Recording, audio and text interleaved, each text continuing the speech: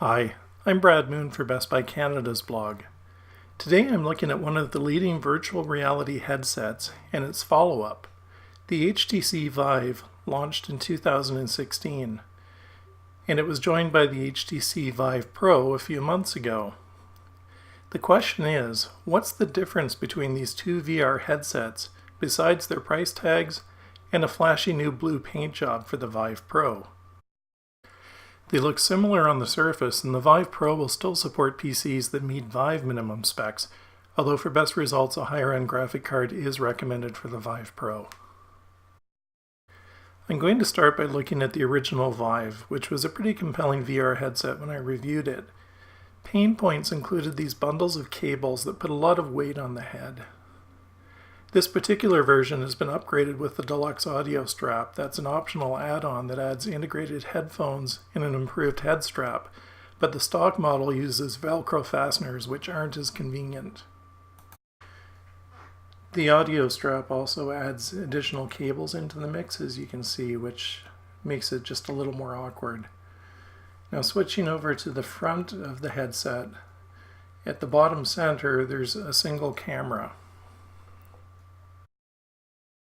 Inside are a pair of OLED panels with 1080 by 1200 pixels per eye resolution. These are the displays that the wearer looks at to experience virtual reality, so the higher the resolution, the more detailed the picture they're going to see and the more realistic it is. So moving on to the Vive Pro, yes, the color has changed to blue, but you can see that the cable management is much better. That bundle of cables has been replaced with a combined cable. That means a lot less weight on the front of the headset, and it's also a little less awkward to wear. The Vive Pro has fully integrated headphones with spatial audio support, and the company moved to get that easier to use headband with a dial tightening on the back as the standard configuration, so no more Velcro, and it's a lot easier to take on and off. Moving to the front, the camera setup has changed to dual cameras, and HTC says that these ones have motion tracking capability, although it's up to developers whether they want to integrate these or not. And then the big change, inside those dual OLED panels are now 1440 by 1600 pixels per eye.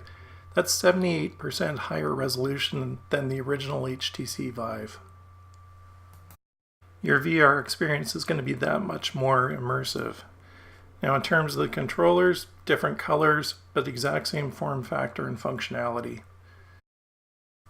When you look at these two, literally the only difference is one is blue and one is black. The Vive Pro supports Vive base stations, but new versions released for the Vive Pro do offer larger scale room tracking, and the Vive Pro can support 4 base stations, while the original Vive supports 2. Now, there is one spec change you should be aware of, and that's the link box for the Vive Pro. When you look at this, it has switched from an HDMI connection to your PC to DisplayPort.